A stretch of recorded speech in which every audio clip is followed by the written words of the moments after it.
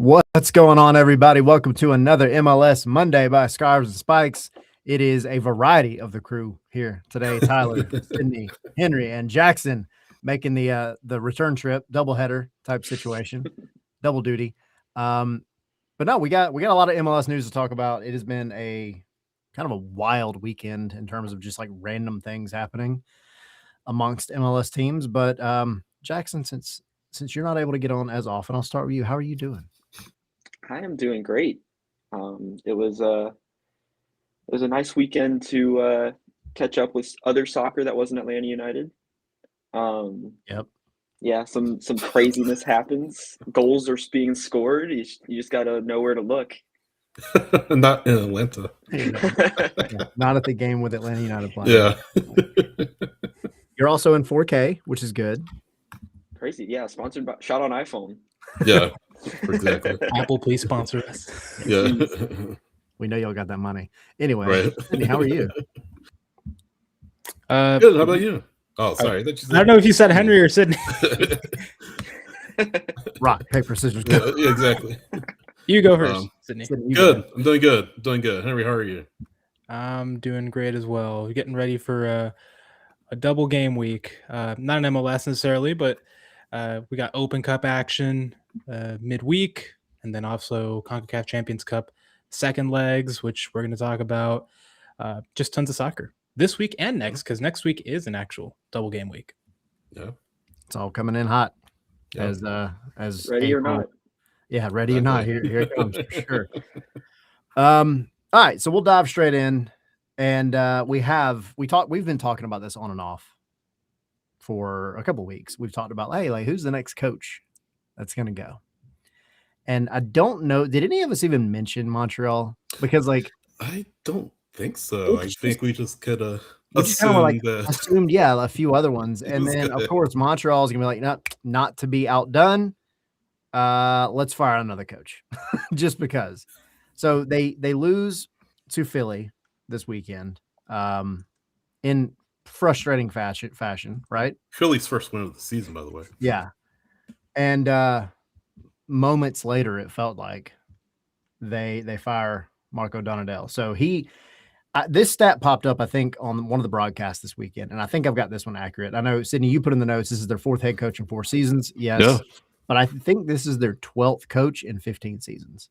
That's insane. Which is ridiculous. Yeah. That is ridiculous. That's insane. So, I guess because you put this in the notes, take us through the last 4. So, yeah. So Hernan Losada, he lasted the season, but he was sacked. Laurent Courtois was hired in 2024. They stuck with him until a few games into the 2025 season. Then they sacked him. Marco Donadel took over in the interim as an interim head coach. But then they promoted him to the full-time job toward the end of the season last year. And then, of course, 7 games in after a loss to Philadelphia. And I'll just say this, guys. Montreal kind of telegraphed this because this match was at Stade Saputo up in Montreal. They sort of telegraphed this because, guys, there is no post-match press conference. So right after the news of that came out on social media, everybody was like, Marco Donadel, is he the next one to go here? And sure enough, but just the abject dysfunction of that club is just absolutely shocking at this point, beyond shocking. It's not just, guys, 1 year thing. It's been a pattern of instability and just a pattern of mismanagement by the CF Montreal front office. Like, they don't spend, they don't invest in the team, and the owners don't care.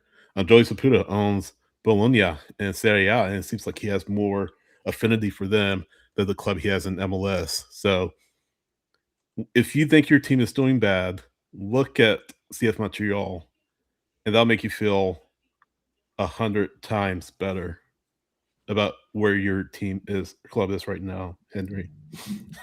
I mean, I was shocked when I think it was Tom Bogert that shared kind of this stat, but CF Montreal hasn't spent a single dollar on designated players since Nacho Piatti in 2014. Wow. I'm like, that can't be true. And then I look at it and it's like, well, Yeah. Georgi Mihailovic, it was kind of an allocation money signing. A few others, even the ones that they have now. Giacomo Vrioni, he was a free agent. Yeah.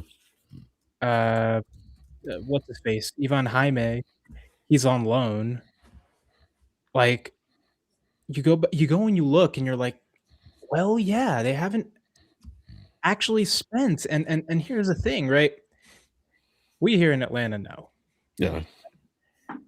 The mere fact of being labeled a designated player does not make you a stellar soccer player in this league. Yeah. Nor does a price tag. Right. Well, yeah, but at the same time, I at least give Atlanta credit in trying. Like, they have the resources and they use them. They don't use them smart, and that when you don't use them wisely, that's another problem. But when At you least don't they use make an them at all- effort. yeah, when you don't use them at all, right? And last year, I think it was last year, CF Montreal, their ownership, their owners, put out this statement to the fans saying, like, yeah, we recognize a rebuild is necessary. Like, we are committed to the club and whatever, and we want to make the best. Well, those are great words, phenomenal words, but it doesn't mean anything if you don't take action on it. And action means investment. Put your money where your mouth is. If you really care about CF Montreal and you really want this club to be successful, you got to dish out the money. You got to be willing to invest, because if not, then those are empty promises. Yeah. And quite simply, that is what's going on with Montreal. Why is Montreal so bad? Because their ownership is not putting the money into it to be successful. You have a foundation with some young players. Efrain Morales is a fantastic player, for example. Fantastic defender. Excellent. Prince Owusu, great striker. Yes, you have some quality there. But you really need something to elevate it, especially where MLS is right now, where you are competing against the Messis and the Sons and teams that are building their teams better and investing tens of millions of dollars into their star players. You cannot compete with that. You cannot compete against that with what you're doing right now. It's just not enough. So if you really want to make an actual effort to win back the fans, to bring interest to the club, to elevate your position, you need to take things seriously. And it's not the managers at this point. I think we can look at the long list of managers and think that it's not just them. You cannot put this all on Marco Donadel. I'm sorry. No. Is he a phenomenal head coach? Probably not. But it's also not all his fault. Because if it was, then you wouldn't have fired the last guy or the guy before that, or let Wilfred Nancy go after one season, right? Like or two, I thought, right? 2 or 1? I think it was 2, right? 2. But still, you just don't let him walk out like that. When your head coach moves to another club within the league, that needs to be a wake up call to you, right? He had a couple good seasons with you, and then he leaves for a better club and wins MLS Cup there immediately after his move. Almost wins Champions Cup too. That has to tell you something. He was a coach of the year candidate, in my opinion, with Montreal, which is saying something. And then you made the idiotic decision to move on from him. I don't understand that, but to your point, like that, it's just stupid. Yeah. Jackson, I was going to give like a segue into like, what is the dumbest decision that CF Montreal has made? And it was going to be about so I won't ask that question, but I don't know, man. They did change their name from Montreal Impact, and then they hired their logo multiple times. Yeah, back and forth. And then they hired Nancy and then fired Nancy, and it really, really, really has just been like nothing but downhill since then. Well, Nancy walked. They didn't fire him. He just walked. I would walk too if my owner was worth like $5 billion and he was giving me, like the crust off the street to be able to work with. Like, that's ridiculous. I just missed the Montreal team of a decade ago. I mean, when they came into the league after a couple seasons, back in like 2015, that playoff series with Toronto, that was must-watch TV, like without a doubt. I remember watching those games like inches from the TV screen, absolutely glued to like Nacho Piatti and Sebastian Giovinco going at it. Like, and the Olympic Stadium was packed. I mean, they had, I don't know how much it holds, like 40, 50,000. I mean, they had Montreal bought in, and to see how far it's fallen is just, it's sad. It's sad. And I've heard, Montreal is like a top MLS away day. Like, I've heard great things about people's experiences going there, but the product on the pitch is just abhorrent. And yeah, to like not have a press conference after a game. I mean, we've seen our share of awkward press conferences from managers who are on their way out, and I mean, I guess good for them for saving everyone the awkwardness of it. But yeah, and that result's got to hurt. To Philadelphia, to be up 1-0, Philadelphia scores twice in the second half. Like, that's got to hurt. And it's like, where do you go from here? Yeah. Yeah, and that's the thing. Like, a lot of their decision making, it feels, from the ownership, it feels very like Spursy. It feels very North London. Well, Spurs have won something in the past 5 years. That is true. That is true. But I mean, they go through coaches like Little Debbie's. So I don't know, man. Like, who will win that job? Sorry, dialect, but who will win the coach at CF Montreal? Like, after all the instability, after all the signs that the ownership just doesn't care. Like, he doesn't invest in the club. I mean, he's more interested, like I said, in Bologna than he is with CF Montreal. He's gone with manager after manager after manager. And if I'm somebody that they reach out to me and say, "Hey, you want to coach?" I'm like, no. I mean, you look at your stadium, which in winter you can't use, so you have to go on the road, guys. Like 6 days, 6 straight away games to start the season because the arena or stadium still isn't winterized, and it's been around for how long? At least you'll be playing in an Olympic Stadium after it gets renovated when the calendar change happens. But it just speaks to just the lack of interest that Joy Saputo and the Saputo family have in CF Montreal. And Jackson, like you said, it's a shame because I've not been to Montreal, but I hope to go there, my wife and I, one day. And, Mike Conti, you're just talking about, people are saying what a great away day it is. Mike Conti, voice of LA United, just raves about Montreal when he and Longshore go up there. But it's just sad. And I saw some people on social media saying, would Garber step in and force Montreal to sell if he doesn't get a commitment from Saputo that he's going to actually invest something in the team to make it competitive? I mean, you hate to see that. That's sort of the nuclear option, but what other choice do you have if you're MLS? You can't just have the team sitting there just really drawing nobody and not rewarding the fans for supporting them. I wish that they would, like, I wish the Saputo family would just put somebody proper in charge to let them make the actual day-to-day decisions, because I don't know who is kind of in that kind of weird purgatory position at the moment, but it's very obvious who's making the day-to-day decisions with that club, and it's the owner, which usually isn't a recipe for success. Usually. Yeah.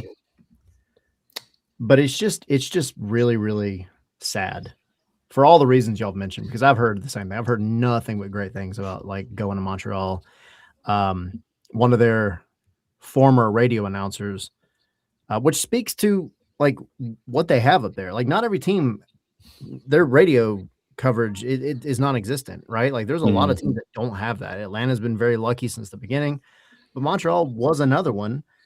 And this guy, he was sitting next to me at Copa America last year, and he was just like, dude, they have such a gold mine sitting in front of them, and the Saputo family won't do anything.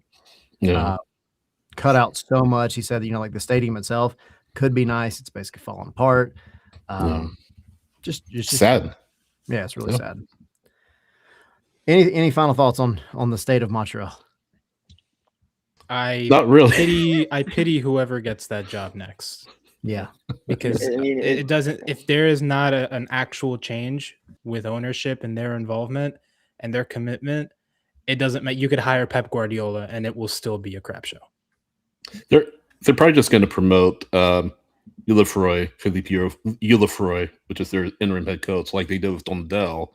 They're going to conduct a quote unquote search and then just promote him to the top job. Because what a slap in the face that would be to fans. So I'll just say this though, guys. Remember, Wilfried Nancy was promoted as an assistant, and he ended up being phenomenal. And of course, he walked away. I kind of feel like they're expecting to get lightning in bottle twice, but I mean, it's not feasible to think that. Do a proper search. Actually show you care about getting this club better. Actually invest, and that's all I have to say about that. In the words of Forrest Gump.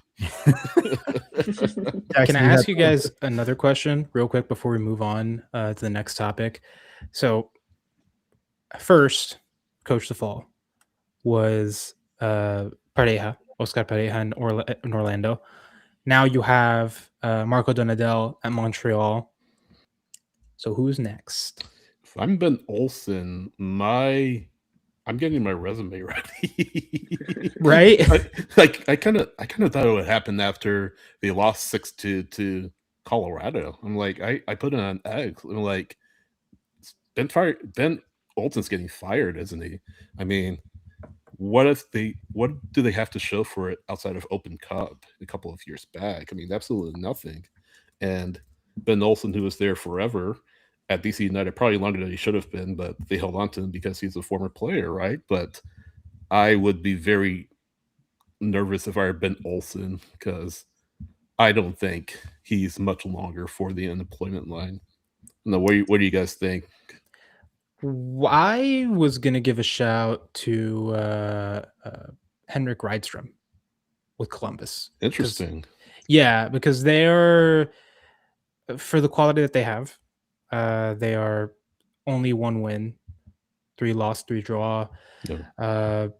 You just drew to Orlando, who literally has had 3 games where they lost by like 5 goals. They were 10 minutes away from losing that game. Yeah, and that's the thing, right? Like, this Columbus team has fallen so far from what it was under Wilfried Nancy. Even last season, where it wasn't phenomenal, it wasn't peak, but it was still competitive and it was good. It just feels like they've kind of lost the plot a bit. And we're about to I'm already kind of jumping, but with what happened to Wessam Abu Ali and it being official that he tore his ACL. First of all, okay, hold on. I'm sorry. We're gonna jump. Well, hang on, because Jackson's been waiting for a minute. He had a thought like 5 minutes ago about the Saputos. Well, I was just gonna say quickly how lucky it was for Arthur Blank to be putting in the effort that he's been putting in. Yeah. Just as a whole, just to recognize that there's still a blessing here in Atlanta to have an ownership like the Blanks. But especially when you have a guy like Saputo, who, again, like the net worth, it's there. Like, they've got money. This is nothing compared to what kind of money they're shelling out everywhere else, and just won't push it. Anyway, carry on. Anyway, as for coaches, I mean, Bradley Carnell's got 3 points now. He's 3 points richer than he was a couple days ago. So maybe a little bit of help there. But I mean, like you mentioned Ben Olsen's name. I mean, Houston got absolutely thrashed. Houston was shambolic in Colorado this weekend. I mean, it's more results like that. I mean, you're just following along with Orlando there. Like, you can't let 6 goals get dropped on your head like that. And most of those were just complete defensive lapses too. I mean, that is absolutely rough. So yeah, back and forth between those two. We'll see. That's who my money would be on. I would probably put my money on one of them for sure, but I still got to throw Mr. Neville back into the hat for sure. Yeah. Good shout. Good shout. I just don't see him making it that much longer. Anyway, yes. So Henry, back to Columbus.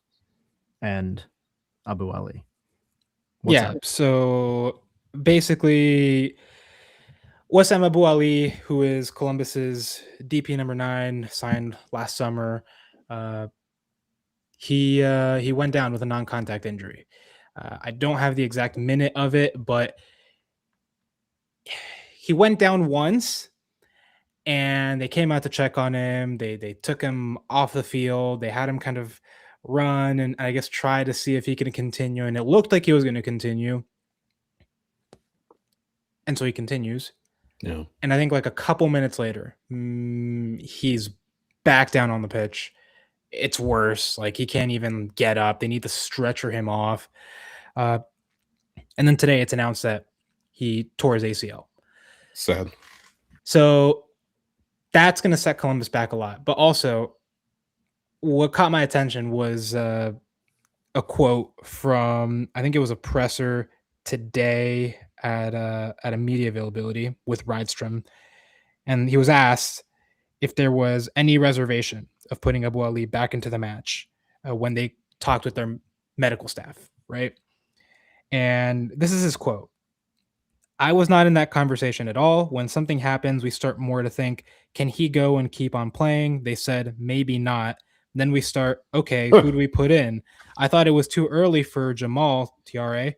We wanted Taha Habrune. Then you start to think about that, and then you just hear that Abu Ali can return, and that's the way we work. Then I trust him, and they need to make a decision from the information that they have at that point. Nobody did anything wrong, and you can have bad luck anyway." Well, I have to push back on that just a little right? bit. Nobody did anything wrong. I mean, you put him back out there. I'll just quickly. Wow. Here's the thing about injuries like ACLs. I feel like you can still run on them for a while, like before it completely gets out. I mean, I watched a guy in UFC this same day literally blow his ACL. You saw it in real time, and he still fought and won the match. So yes, it can happen. Carry on. I'll get to the rest of my point in a minute. Ricky Puig also did it for like 30 minutes in the Western Conference Final in 24. Yeah, it's just mismanagement by Henrik Rydstrom, plain and simple. Like at the first sign of, hey, he can't go. I think I read that it was Taylor Twellman. I think he was saying that he could hear Abu Ali shriek from the commentary box. He and Jake Zimmer were calling it on Apple TV. That's sound. Yeah, but that is scary. Yeah, that is like that should have been like if Twellman can hear it, I'm sure Rydstrom can hear it, right? But that should have been your first kind of sign. But I mean, that's just how do you do that? I mean, why would you do that? I mean, I understand Abu Ali, what he's meant to your club, what he's done so far this season. I mean, you're putting him back out there at another injury risk. It's just terrible. I'm at St. John, I'm furious. I am absolutely furious with Henrik Rydstrom and the medical staff. It's more Henrik Rydstrom because he's the coach. It's his call. It is his call. And I think really quick, I'll just throw this out there, Jackson, before you jump in. Obviously your trainers, they're not hired because they don't know what they're talking about, right? Like they're hired. They have gone to school for this. They know what to look for. They can poke you in the leg in one spot and say, yeah, he did it. Probably. They know what they're doing. If that comes over to me, the question is, can he continue? Because that's always a question, right? Like anytime a player goes down, the coach has to make that decision based on the information he's being given. Do I need to make a sub? Yes or no? Period. That's all at the time. That's all I need to know as a coach. If the response from these medical professionals is maybe not, that's a no. Now, maybe like they should have maybe been a little more emphatic on the response. Like, no, he shouldn't. But if there's any doubt, you got to take that dude out. Yeah, that's insane. That is absolutely insane. Yeah, because you could have made it worse. Like, what if it wasn't like, because he was able to walk after the initial, falling and getting back up. So maybe it wouldn't have been as bad if you would have taken him off then. But you force him. I mean, you let him go on, and now you have what you have. So it's on you, man. And this is a guy that in 7 games had 5 goals and an assist. Yeah. Right, he was one of your biggest contributors. He was your top goal scorer so far on a team that really needs contributors like that. Like this type of loss is something that could seriously sink the Crew this season. This is no exaggeration even. Yeah. Jackson, what you got? Yeah, to take a risk like that so early in the season and in a game where it's not, I mean, yeah, you want to go out there and win every game, but this wasn't a do or die match against Orlando here, and to risk a guy's career like this. I mean, Henry, you brought up Ricky Puig. I mean, he hasn't seen the field hardly in the past like 2 years.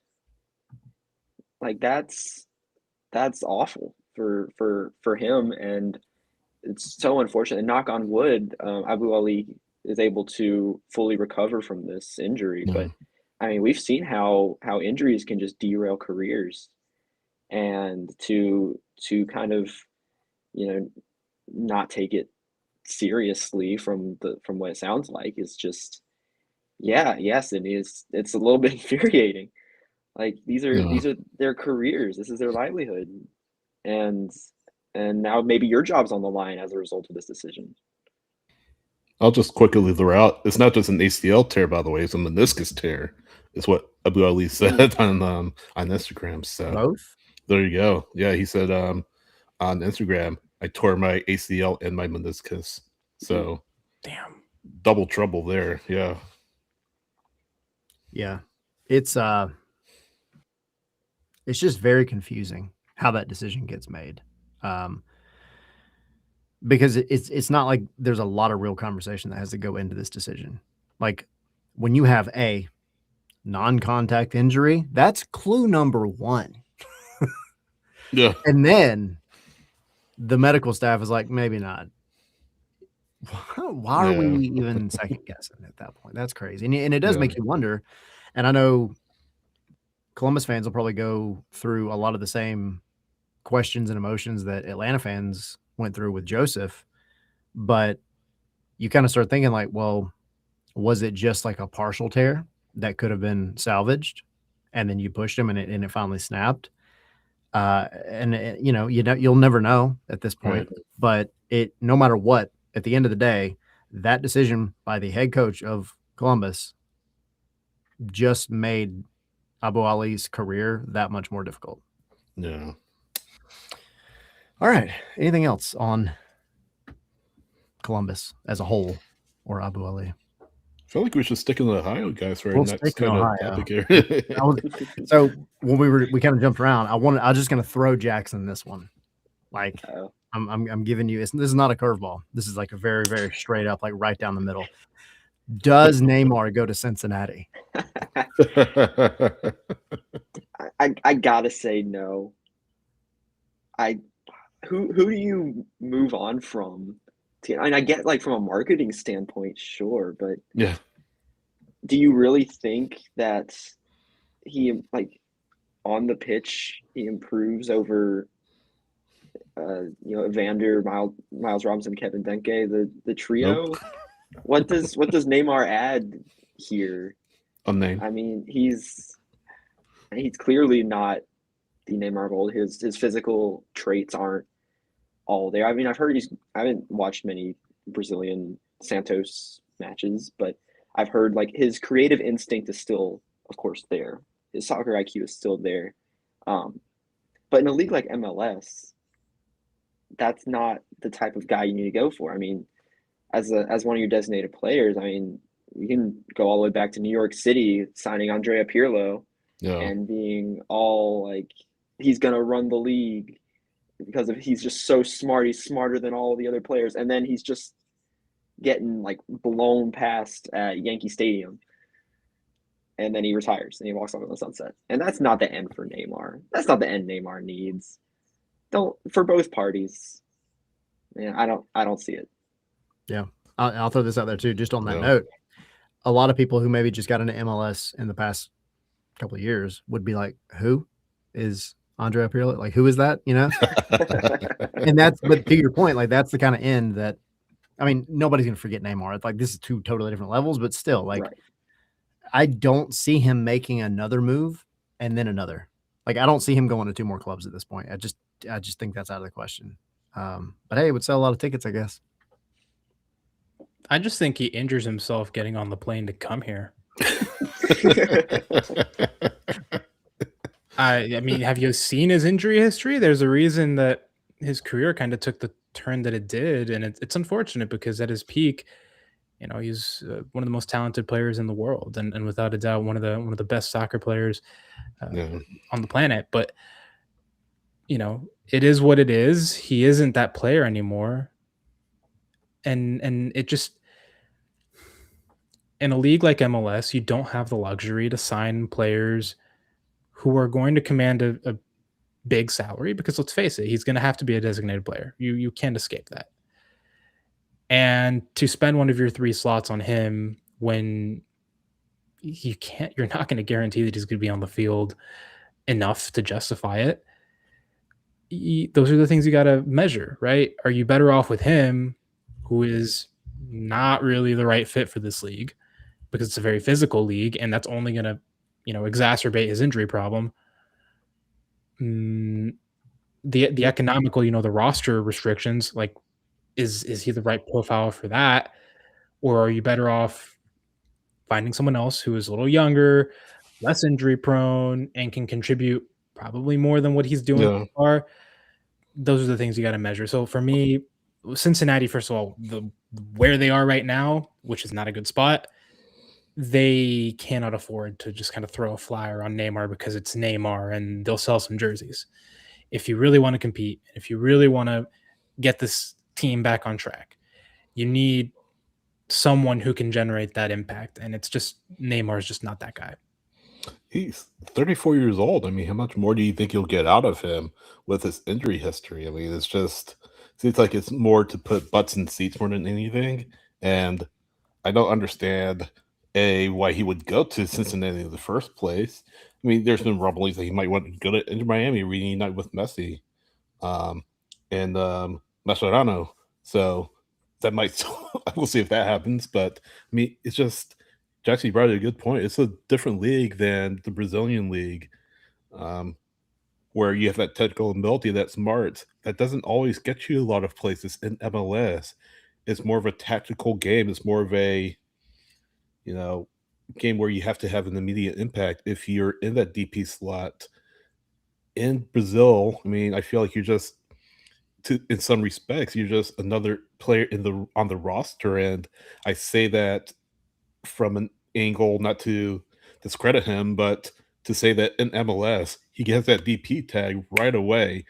That and his name are going to put massive expectations on him. And if you look at his injury history, like Henry was just talking about, it's so long. I mean, he is nowhere near the player. He's coming off a ACL, I think, a couple of years ago. So I don't understand the move for Cincinnati. They reached out to his camp. Doesn't mean it'll happen, but I don't get it. I don't get it. I was just looking at kind of what he's done over the time since he just returned from surgery. Like we've been talking about the injury history. But this year, since he came back, it looks like his first game back was in the Campeonato Paulista, which he had an assist, played 45 minutes, had an assist. They won a week later in the quarterfinals. He played for 90 minutes, didn't do anything.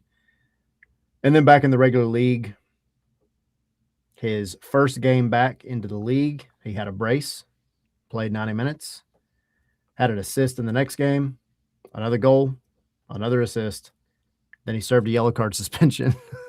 And he played 90 minutes 2 days ago and didn't do much of that one. So that's where he's at. I mean, he's still, and he saved them from relegation. So that, I mean, there's that as well. But like, he's still got, I think, the chops to come in and make a difference for a moment. I think temporary, because it's either A, another injury happens, or B, he's going to get figured out in this league because he's just not fast enough anymore. He's creative, he will be, but he's just not fast enough. So I just don't think it works out. Now, could I see them doing it? Kind of. I mean, they've never like been the splashy ones. But if that opportunity, presented itself, I don't blame them for trying. I mean, they can try, but it doesn't mean it'll be A, it doesn't mean it'll happen. B, it doesn't mean it'll be a successful move. To me, it reminds me of Minnesota and James Rodriguez. Yeah. It's you have a name that's available, and so you're just like, okay, in this Messi-centered league, I need a name too. Mm. And is this name going to bring you success? Maybe not. All right. There's 4 recent names that come up to me when we think of like big name players coming to the league and not making sense where they went. James Rodriguez being one. And let me rephrase that. They all didn't happen, but the rumors were there. The other one, the funniest one to me, is Ronaldo to SKC. Yeah. The fact that was even like kind of a possibility is wild to me. At least his boy Mahomes is there though, so I guess that's a draw. That is true. But this one, like, what is Neymar gonna do in Cincinnati? Eat It's Skyline Cincinnati, chili. Silly. Like, it just doesn't fit for his lifestyle, the way he presents himself, dude. Cincinnati, Ohio, like, come on, man. The famous Brazilian hotspot. Yeah. Cincinnati, Right. Buy a nice place in northern Kentucky across the river. Can you imagine Neymar living in Kentucky? Yeah. What timeline, dude? Nice glass of bourbon. Walking to a front Kroger porch. and see him shopping like Messi was doing in Publix when he first got here. Oh, I would actually pay money to see this. Yeah. All right. We've kind of been all over the place with MLS. Now we're going to tie MLS into the Champions Cup. Almost said league. Almost missed it. Not anymore. Yeah. So Henry, this is usually where I give it to you. Take us through the matches, and then we can dive into each of them. Right. So we have the second legs of the Concacaf Champions Cup quarterfinals. So let me just kind of quickly. Cruz Azul will be hosting LAFC tomorrow at 9 p.m. LAFC is carrying a 3-0 advantage into that leg. And also, remember, away goals are a thing. So if LAFC scores even one goal in that game, it's pretty much donezo for Cruz Azul. And then 11:30 p.m., America will host Nashville. They are 0-0 on aggregate, which honestly, for me, is a freaking miracle how Nashville managed that. But good luck to them trying to get out of Azteca with a win. Then on Wednesday, you have the final two. You have LA Galaxy hosting Toluca, and Toluca has a 4-2 lead in this game. So Galaxy getting 2 goals in Mexico, that is significant, because that means that if they can get 2 goals in this game and win 2-0, they are through. Exactly. So that is important. And then Seattle hosts Tigres at 11:30. Tigres leads that 1-2-0. So there are a couple of these games that have very positive outlooks for the MLS teams. The ones tomorrow specifically. The ones on Wednesday are a little bit more complicated because both of them are behind the ball, but it's definitely far from over in all of those ties. I mean, I don't think there's anybody that believes that Cruz Azul can't overcome a 3-0 deficit at home. Like I wouldn't be surprised if it happens.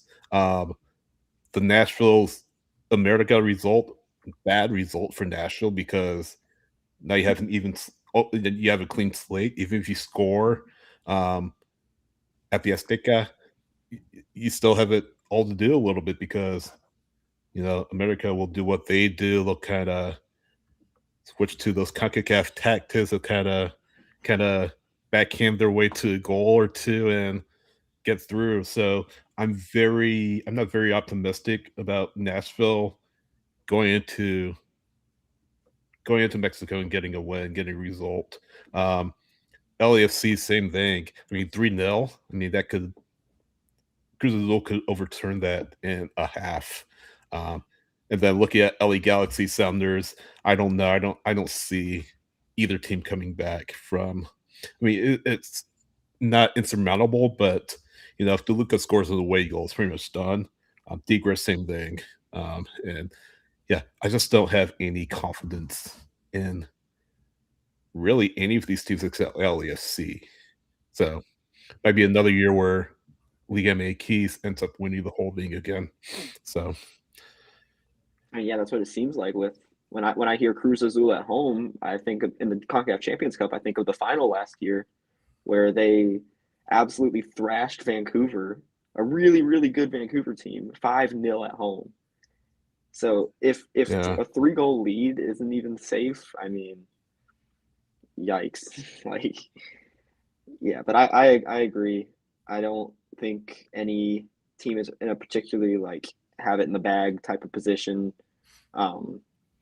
especially for LAFC as far as LAFC is concerned. And the other two, I mean, Seattle's been decent this year, pretty good defensively, but to overcome those 2-goal deficits in second legs of that, I mean, you'll have those teams coming in there having a 2-goal lead, trying to preserve those leads for just another 90 minutes. You're on to the semifinals.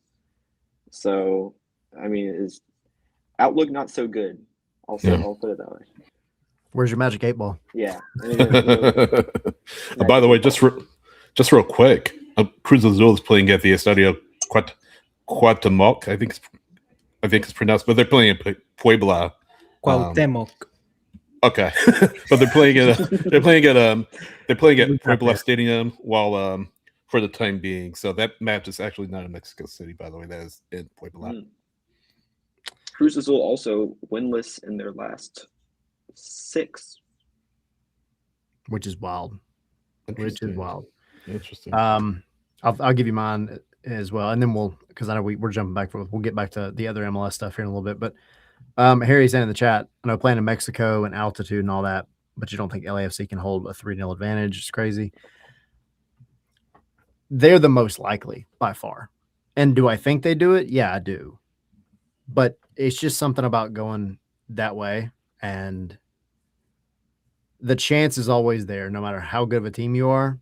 Yeah, that they'll do something crazy in front of those fans, because those are the Thunderdomes to play in for sure. But yeah, I think they're the clear favorite, and I do think they make it happen. Let's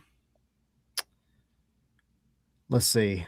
The Nashville Copa America one is intriguing to me because I don't see how Nashville pulls it off. I don't see how Nashville which is crazy because they've been so good. They just happen to come up against probably the one team, no matter how good, Toluca's playing best in the league right now, no matter how good Tigres is playing, you do not want to come up against Club America. You just don't, because they always have that extra little trick up their sleeve. They're always going to make something happen. So for you not to get anything and then go that way in the second leg, you've put yourself in a hole. But I'll go back to last week. All of us talked about how going into the first leg, we were like, well, LA and Nashville could do it. Galaxy and the Sounders might as well chalk them up as done. And I still stand by that, but I actually feel slightly better about their chances now than I did the other day. The fact that Galaxy, I think, Henry, you said it, the fact that they snagged 2. You can, I mean, that's not the worst. It's still going to be freaking tough. But, these are the teams that are coming back home. So you have that little bit of an advantage. And then the Sounders, I mean, like to Jackson's point, that is a team that we've seen them do much crazier stuff. So while I don't think they do it, the possibility is there. I won't say they can't do it. The possibility is there. Yeah. But it's going to be tough. So you have to be careful with if you're Galaxy and Sounders, because if DeLuca or Tigres can nick a goal on the road, pretty much done and dusted. Yeah. So that changes your approach, because you have to be defensive and protect your goal, but you also have to push for a goal for yourself. So that provides a technical wrinkle. 2 goals. Yeah, 2 goals. So that's definitely a technical wrinkle that Greg Vanny, that Brian Schmetzer need to consider. Just how do they balance that out? Anything else on Champions Cup? Best of luck to them. Yeah, for real. You're gonna need it. I'm gonna put one of y'all on homework really quick while we transition back to MLS for a minute. We need to pull up the Open Cup matches as well, and where MLS teams will be entering, because it's that time. So, but we can have that for after this. I've got those right now if you want. If you got them now, let's go. Let's go. Yeah, there's a lot of them. So this is round of 32. Deep breath. Tomorrow, April 14th. Focus on the MLS ones for now. Well, yeah, but they're all MLS ones because there's like 16 MLS teams. I don't know what I'm thinking. I think they all get drawn. Yeah. So yeah.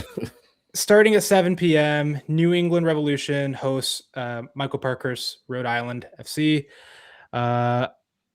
Same time, Louisville City hosts Austin FC. 7:30, Westchester hosts New York City FC. Same time, Detroit City hosts Chicago Fire. 8 p.m., Colorado Springs hosts Kansas City. 9:30 p.m., Colorado hosts Union Omaha. 10 p.m., Sacramento Republic hosts Minnesota United. And then Wednesday, starting at 7, FC Naples hosts Orlando City. 7:30, Richmond Kickers hosting the Columbus Crew. Same time, DC United hosts Knoxville SC. Same time, Red Bull New York hosts the Pittsburgh Riverhounds. Same time, Chattanooga FC hosts Atlanta United. Same time, Charlotte FC hosts Charlotte Independence. 8 p.m., St. Louis City hosts FC Tulsa. 8 p.m., Houston Dynamo hosts El Paso Locomotive. And 10 p.m., San Jose Earthquakes hosts Phoenix Rising. That is it. Scene. Whew, take a breath. It's all on ussoccer.com, by the way, as well. There you go. US Open Cup /schedule. Did y'all notice on the MLS website the Pittsburgh Riverhounds? It doesn't say Pittsburgh. The Hounds. It says the Hounds. Release the Hounds. Release the Hounds. So, I guess I'll throw this out there real quick. Which of these matches, kind of like a matches to watch, right? Which ones of these stand out? Because to me, there's a few really good ones, and there's a few that are like, meh. But what stands out to y'all? I'm a sucker for an MLS team being the away team here. I mean, I love to see the lower league grounds. So immediately I look at the League One boys, Westchester, who finished. They won the Spoon last year in USL League One, and they host New York City. So Westchester is across the river from New York City, and they came online last year. And to have New York City going to play at Westchester Stadium, that'll be a sight to behold. I will say for Naples is a bit of a different story. It's another local match going on, which is I love to see the local derbies. But Naples has a really cool setup. I will say, and so seeing Orlando play there will be really fun. The Charlotte Derby is really going to be a good time, I think. And then Richmond hosting Columbus. I mean, Richmond has a killer atmosphere, 10 out of 10 every time. I'm excited to see Columbus head there. And then I'll wrap up with saying Union Omaha, always the Giant Killers, going to Colorado. That'll be one to watch. I would put that as my potential upset, if not Chattanooga. Colorado, by the way, who I don't believe they rotated, guys. So I don't know. Gonna be interesting how that one turns out. The one on Tuesday, New England, Rhode Island, really interests me because that's not being played at. So get this, it's not being played at Gillette Stadium. It's actually being played. Might need New England as a home team, and Rhode Island as the visiting team. The match is going to be played at Rhode Island Stadium, Centerville Bank Stadium, Pawtucket. So New England will be the visiting team or the home team and the other team stadium. I believe it's for World Cup purposes and the grass and all of that at Gillette. But so why not just let Rhode Island host? It's well, I guess if they win, they get to procedural host thing. next round. So yeah, so weird. But that'll be interesting though, because it's New England. I mean, Michael Parkhurst, of course, has played for the Revs, and he is partial owner of Rhode Island FC, so that'll be interesting. I'm looking at guys, Louisville City versus Austin at Lynn Family Stadium. Lou City, one of the top second division clubs in in USL in the championship, could be a future first division team of the USL Premier when it comes out in a couple of years. I wouldn't put it past Lou City to pull an upset of Austin. I really wouldn't. Colorado Springs Switchbacks, that match being played in Colorado. I'd be very cautious if I were Sporting Kansas City in that one. Sacramento, always a giant killer. Went to the final, of course, a few years back. So don't be surprised if they beat Minnesota. And Orlando, they'd be surprised if they lose to Naples. I mean, I'll put that out there. But it's fun to see the upsets. It's not fun when your team is the one being upset, but it's always fun to see how this plays out. And it's a fun time. Don't know what this will look like when the schedule splits, when the schedule changes, Open Cup, but it's fun. It's fun. I know, Tyler, you like it. We all kind of like it. I love it. This is my favorite sporting event. Oh yeah, number one tournament in the world. Yeah. Always up for the cup. I love this tournament. Henry, what you got? I'll give you mine last. Well, I, being a Kennesaw State alumnus, I have a soft spot for Owls. So the Colorado Rapids against Union Omaha, that is a game that that is my match to watch because there are Owls. And Owls got to stick together. And then I'll throw another couple out there. Colorado Springs against Kansas City. That just has the potential to be a crap show because Kansas City is not potentially great. So anything can happen. And then let me throw one more your way. I know we try to stray away from mentioning Atlanta United, but Chattanooga, Atlanta, that is a game that legitimately Atlanta could lose. So, plenty of cup set potential there, which is, as you said, what you want to see unless it's against your team. Yeah. For me, the one that immediately stands out is, I think, Sydney, you mentioned it, Sacramento, Minnesota. Yeah. That one, just from like the possibility of actually being like a really good game. Sacramento, they're perennially really good. There's some Atlanta United talent also there. Also some talent from here in my own hometown that played for the Georgia Revolution. So there's a little bit of a pipeline there I always like to follow. But that one is interesting. Also, fun fact, I think I've got this right because this is coming from me, not the internet. That is going to be the match where both teams are farthest from each other. So almost 1,500 miles. The next farthest one was another one that you were talking about that I think is really good, which is Louisville and Austin. Yeah. I think that one is probably going to be, I think, of the first day. I don't want to say it's the match to watch. I think you're right. But it is the first day. But the Sacramento one, the one that I mentioned, is also like you have to see that one. So you've got two really solid choices that first day. After that, I think if you are a neutral, you probably should watch Atlanta and Chattanooga because there is significant history there. One team is playing like a third of the Three Stooges at the moment, and the other team is really good, and has talent. And I just think that one's going to be entertaining no matter what. So, those would be my three main ones. And I'd be remiss if I didn't mention Chicago Fire going to Keyworth Stadium in Detroit. Yeah. That is not an easy place to play. Smoke and darkness. Yep. Smoke, smells and darkness, whatever it was. The Michigan Stars. Yeah. Yeah. That was my favorite. I remember reading that like live. This is like when it was all on ESPN. You get like 4 games at one time on the screen. And I remember seeing what happened. I was like, oh my God, this looks like one of the Harry Potter movies. Yeah. There was just so many complaints. We can't play here. Smoke, darkness, and smell. Smoke, darkness, and smell. Yeah, the Michigan Stars trying to file a lawsuit over an atmosphere. You can't make it up. That's the magic of the cup. Yep, I love it. U.S. soccer history right there.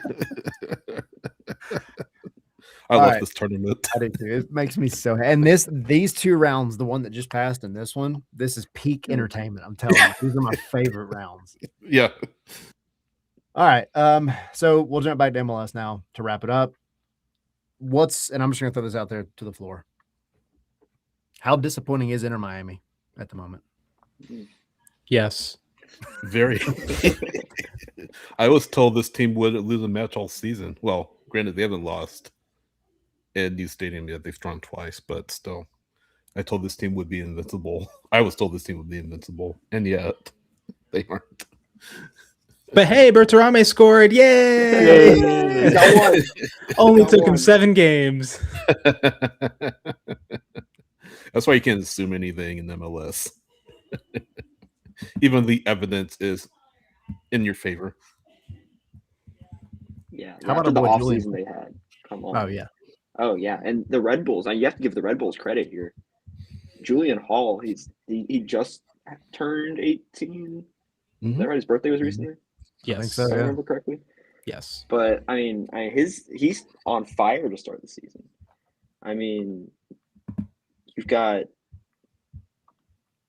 I think it's 5 goals and an assist now.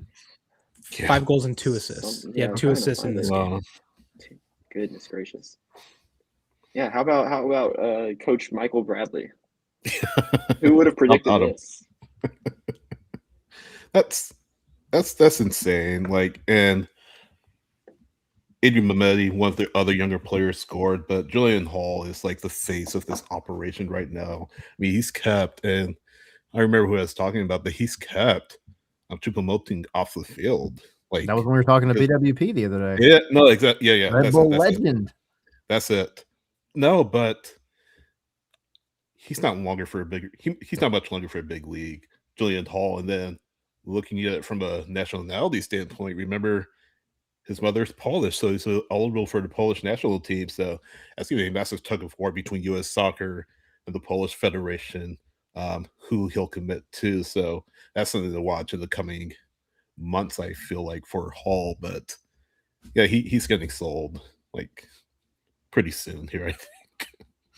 I still think it's impressive though that the Red Bulls have been able to consistently rely on these young kids, on these teenagers, really, because between Hall, Mehmeti, Matthew Dos Santos, you're routinely starting 3 players that are 18 or younger, and it's yielding results, right? You're finding the goals. They're playing well, and there's still tons of potential there. So I think that is a huge credit to the Red Bulls organization. And man, I mean, Red Bull High School, it started as a meme, but at this point, I mean, I think it's a brand of pride, I would say, that they're able to just show that talent, and it's also it goes beyond the Red Bulls organization too, because you're seeing it at RSL, you're seeing it at LAFC, even, where this weekend they rotated and they started a couple of teenagers themselves, one of whom scored a freaking banger. Shout out to Jude Terry for that. But yeah, so Red Bulls getting that statement win at New Stadium against Inter Miami, against Messi, that is huge for them. And I think we said it, I don't know if it was last week or the week before in one of our shows, but this is going to be one of the games that really, showed, it either makes or breaks can these kids keep it up? And they very well can. So yeah, I'm rooting for them, man. It's good to see homegrown talent excel in this league. Well, it's a win. It's a draw that feels like a win for sure. Yeah. For Bulls. I mean, but that's the thing. That's what's most impressive to me, right? Because we talked after week 2 about that mentality for these young guys, and when it gets bad, how do they handle it? Because like they're on this high, and then you have to manage the fact that these are still like, dude, one of these kids are literally like, I have a kid at this age, and it kind of irritates me. You have to manage the emotions because it's different than managing a 28-year-old, right? So for them to go down to Miami, that was in Miami, right? Mm-hmm. Second game at New Stadium. Yeah. And play against a literal living, walking legend and keep your head about you, that says something more than just they're good soccer players. That means that their mentality is where it needs to be. And they're being, coached and surrounded by people that are actually making sure they stay on the right path. Julian Hall is, I think, one of those players that you hope, and this kind of ties into Omar's comment, one of those players that you hope you can convince to be a lifer for the organization, though he will probably go somewhere else. Yeah. He's the one that you say, all right, he's going to get offers from elsewhere. What can we do, if anything, to keep this kid around for at least a semi-long haul? And then Omar saying, MLS has really gone away from the star striker. A TAM quality or high potential young guy can really thrive as long as there's service, i.e. not Atlanta United Football Club. But I agree. I think you can get the young, hungry dude. I mean, there's been a few of them, right? Like I think in a roundabout way, Brandon Vasquez at one point was one of those that kind of came up through MLS in some way, shape, or form, Atlanta included. Was an Open Cup hero. Shout out back to the Open Cup. But you've had a few of these guys, right? They're not big names when they pop up, but then all of a sudden they become big names. How many times did you know that Greg Berhalter had a son named Sebastian before last year? Yeah. Right? Exactly. So, and I know he's not a striker, but the point applies.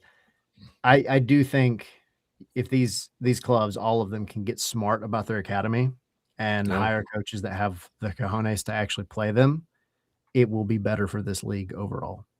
Yeah. I know it makes Matt Doyle happy when they play the kids, so yeah, let's see if that happens more.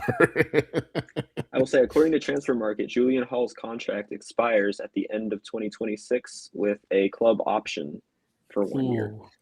So it's about to be decision time. I don't think he's here in 2020, the sprint season. I was at 2027. I don't think he's here for the sprint season. There's zero chance that Julian Hall is playing for Red Bull New York. Maybe Red Bull Leipzig or Red Bull Salzburg or Jurgen Klopp will send him somewhere. Yeah, I'm sure. I would not Liverpool. I know I just said all this stuff about him. I would love to see him play in Germany. That'd be I mean, it's tailor-made. I mean, I feel like the Bundesliga would be a really good fit for a player his age, especially given the fact that his mother is Polish, so he'll at least be closer to Poland if he does select the national team. But yeah, I could just sort of see a player of his profile would succeed in the Bundesliga.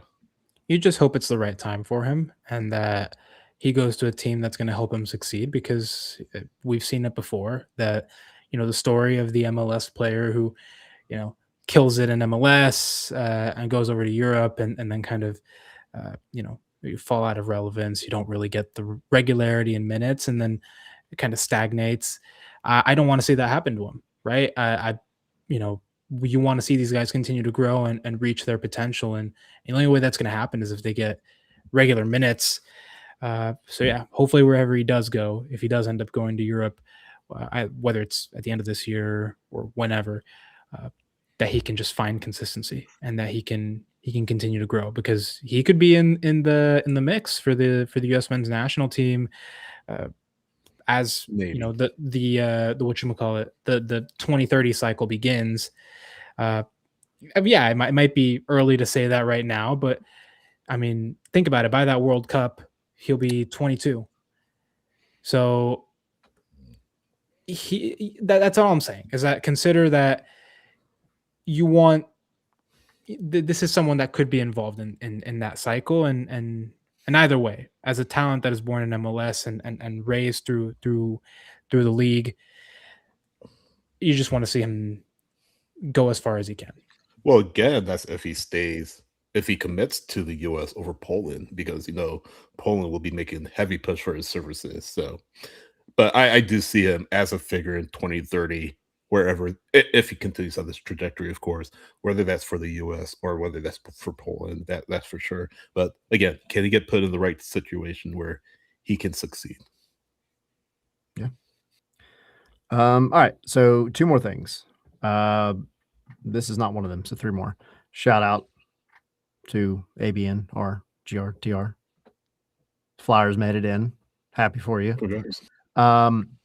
We don't often talk about Atlanta on the show, obviously, because we have a couple of other shows dedicated entirely to Atlanta. But I will throw this out there because it is relevant in the entire circle of MLS, especially after what we talked about with the Saputo family and all that earlier. But the question being brought up, and you can just give a yes or no answer if you want to, because I think we all are on the same page with this one. Will there be at least one buyout in the summer for Atlanta United? And if Yes. so, who, if you want Yes. to give a name. Yes. A name, Yes. Steven Alzate. If you want to name, yeah, Alzate. Sure, I'll go along with that. Or Latilat. Okay. Or Latilat. Yeah. Yeah. So 100%. All right, so that's at the bottom of the table. Back to the top of the table. Vancouver, San Jose, they are still sitting pretty up at the top. Vancouver taking on New York City 2-0, and San Jose taking on SKC 3-1. Which one of these falters first? Do you San think? Jose. San Jose is the biggest surprise. Quote unquote surprise. I feel like they kind of fade more than Vancouver, because Vancouver at least has the experience from last year.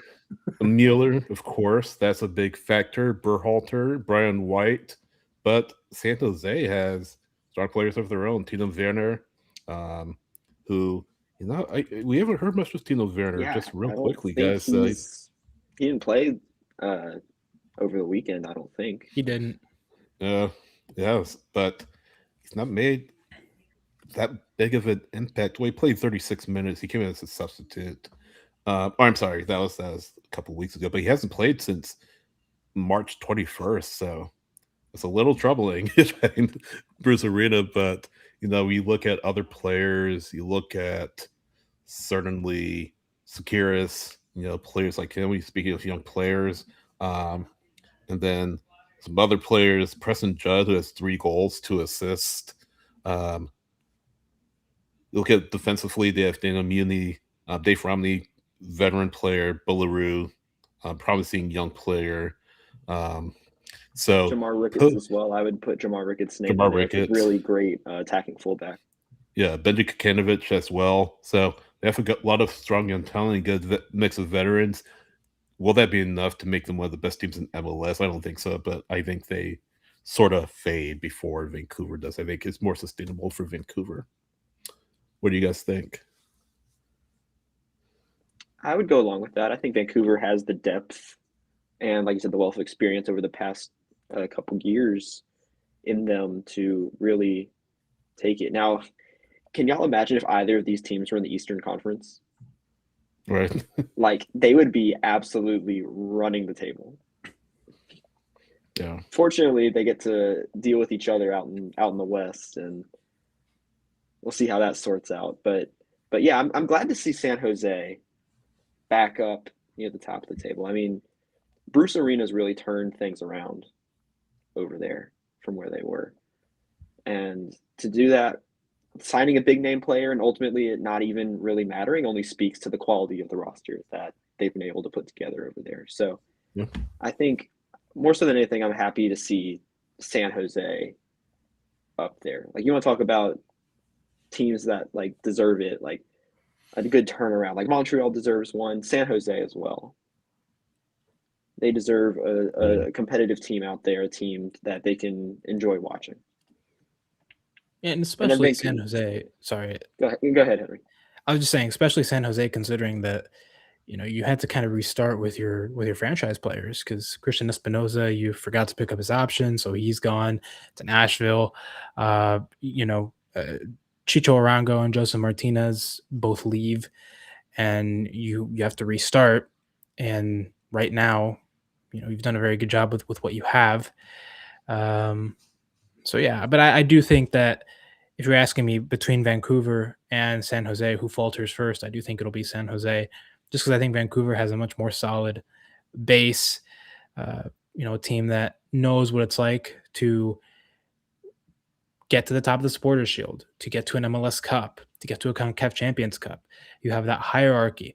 You add Thomas Muller to that, a player who's experienced in some of the biggest games in world soccer, World Cup final, Champions League finals. Like, we're talking about a guy that just knows how to win and is the German soccer player with the most titles to his name. So Which is saying something. Yeah. Exactly. So I'm inclined to think that Vancouver is going to sustain their their dominance through the rest of this season, and I think it's going to be better because they've reinforced. Bruno Caicedo is a new addition, Ecuadorian. He's young. He has only played 46 minutes between like 17 minutes of the Portland game and then like a few more minutes in this game.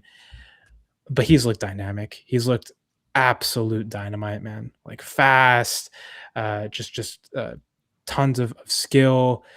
He looks like he's going to be a really key contributor to this team, and it just feels like they get stronger and stronger, and it's just a very well run team, a very well coached squad. I don't really. It's hard for me to think that they're going to stop anytime soon. Yeah. Yeah, I agree with all that. I'm just kind of taking a look at the schedule, and I do think, it definitely doesn't favor San Jose either way. I agree with everything you all said. San Jose has been brilliant, honestly, and they've just been on a consistent upward trend since Bruce Arena got there. That is a success story that, like, I think a lot of clubs wish they would have, right? Like, in the moments when things are just looking rough, you get one dude that comes in and immediately makes a difference. Like, overall, I'm happy for them. I really am. But yes, for all the reasons y'all mentioned, I don't think they hold on to it quite as long. And the other reason being their next game is against LAFC. So it is. Yeah. So then they have night soccer, baby. Yeah. Well, I don't know. Does LAFC have a little bit of Champions Cup hangover? That is true. Going into that. Either going to be running the high of making the semifinals or upset that they blew a 3-0 lead. So, yeah. But I mean, if you make it through, right, you have Austin, anything could happen in that one. St. Louis, I probably the same boat. no. Then Toronto, all right, cool. And then you have none other than Vancouver. Yeah. All those other games I think are very winnable. The LAFC one being the prime one that's just kind of iffy to me. But then you make it to Vancouver. On the other side of the coin, Vancouver has SKC, Colorado, the Galaxy, and then then San Jose. So that is a much easier schedule, I think, to work through. Yeah. But both teams are super fun to watch right now. I hope they keep it rolling as long as they can. So, can you imagine having only conceded 2 goals through 7 games? Wow. Can you imagine? Dreams are made of that, man. Insane. Cool. Any final thoughts before we roll out? Get up for the cup. Matches to watch real quick. Oh my God, I'm tripping. Yeah, dude. Open Cup. Watch the Open Cup. That's my match to watch. Or matches to watch, I should say. What about you, Henry? Definitely Sunday Night Soccer, LAFC versus San Jose. Yeah, that's easy. What else we got? Salt Lake, San Diego. That's a fun one too. Yeah. San Diego's scuffing a little bit, by the way. So see if they can get things back together. Montreal Red Bull, is there going to be the new coach bounce? Yeah, exactly. Intriguing to me is Minnesota and Portland. I think when you have a coach in Portland who I still feel like is hanging on by a thread, maybe not quite as few threads as three of the other names that we mentioned earlier, but still. And then Minnesota just has not figured it out the way that I think everybody thought they would. So maybe that's like more of a drunk uncle game, but I think it'll be fun to watch. Yeah. I think your drunk uncle game is definitely Orlando Houston, though. Yeah. Sure. Yeah. Either all the goals or they just stumble over each other and don't score. Yeah. There's no middle ground. Two negatives canceled out. Yeah, exactly. When adamantium meets a lightsaber. Yeah. All right, guys. So it's been a busy episode. It's been a fun one. Lots of soccer going on. Y'all visit scarvesandspikes.com for all your Atlanta United coverage, NWSL Atlanta 2028 coverage. There was some news that dropped today about that, which is awesome, in my opinion, which we'll talk about throughout the week. Your U.S. soccer news, especially as it relates to the city of Atlanta. So go visit scarvesandspikes.com. Make sure you like and subscribe here on the YouTube channel. It helps out immensely. Please go do it. It's as they say down in Miami, free 99. You can do it without having to pay anything, but you also can pay for our Patreon membership, patreon.com/scarvesandspikes. A couple of different tiers, but they all get you into our Discord where we're having all kinds of conversations and chats and everything else, both soccer, non-soccer related, everything in between. And we give you training ground updates from Atlanta. More of that coming with U.S. Soccer's headquarters getting ready to open up. So hopefully we'll be able to get you guys some insight from there as well. And lots of other things in and around our sphere. That was pretty good. I'm not gonna lie, I kind of like that. Anyway, I'm a little proud of myself. Yeah. All right, Sydney, I'll start with you. Where can everybody find you? First off, Apple Podcast, Spotify, if you're listening there, please hit subscribe, leave a comment, let us know what we're doing. SH, yeah, no, you're good. SH Rights on Next, SH Rights on Blues, I said it's just like our Instagram and Threads. Jackson. Jackson_Popkin, Jackson Popkin, wherever social media can be found. And Jackson Popkin now in 4K on some social media platform. Anyway, carry on. Coming to a YouTube near you. At HA Higita on Twitter and Blue Sky, at HA_Higita on Instagram. At ATL Pilgrim for me, pretty much everywhere. Y'all stay tuned throughout the week. We'll have some different stuff coming, especially on the website because we have Open Cup coverage. So make sure you followed us at all those places we have just mentioned. And we will see y'all later in the week.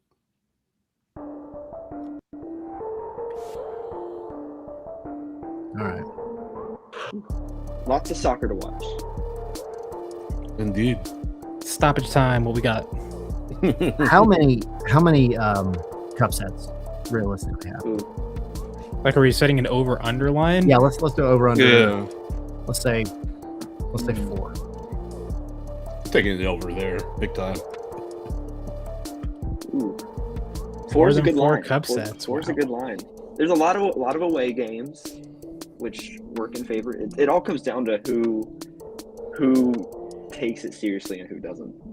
Yeah. Who's gonna throw out a bunch of kids? Now, not saying the kids are necessarily always that bad, but who's gonna throw out the Red Bull New York B with like team? a word? Right. Who's gonna throw out the B team against a lower division opponent and say, whatever? Yeah. Here's a question for you, a Atlanta philosophical one maybe. This whole next week is going to be, I'm going to lose my mind. Anyway, carry on, Henry. Go ahead. Just philosophical question. Usually we say play the kids for play the players that don't usually get an opportunity. So for Red Bulls, would it be the opposite? Would it be play the old guys? Play the grown-ups. Play the men. Play the adults. It could work. If I was a Red Bull fan and they took any of those kids off the team, I would also riot. Yeah. So would Michael Bradley. All right. Go get some rest. Lots of soccer.